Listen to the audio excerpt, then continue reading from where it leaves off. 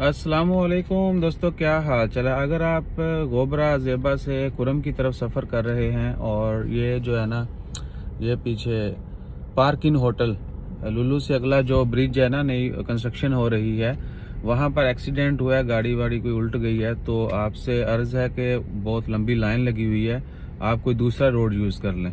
ठीक है जी। आज 8 अगस्त 2023 मंगल का दिन है। सुबह के टाइम हो चुके हैं 8:25 जब ये वीडियो बनी है। और आपसे अर्ज़ है कि आपने लुलू से अगला जो ब्रिज है ना, पार्किंग होटल के सामने, वो वहाँ पर एक्सीडेंट हुआ है और बैडली ट्रैफिक जैम है। आप कोई दूसरा अल्टरनेट रोड जो है वो यूज़ करें।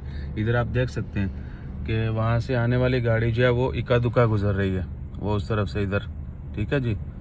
तो आप जो है ना कोई दूसरा रोड यूज़ करें।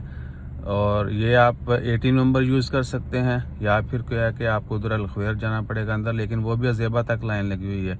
ठीक है, तो ज़ेबा से 18 नंबर ही इधर जाने के लिए आसान है। और ये देख लें, यहाँ पर ट्रैफिक जो है वो रूटीन से ज़्यादा है, उसकी यही वजह है। ठीक है जी। तो अपना ख्याल रखिए और दूसरों का भी ख्याल रखिए। Drive carefully. ठीक है, और दुआ में याद रखिए। जज़ाकल्लाह।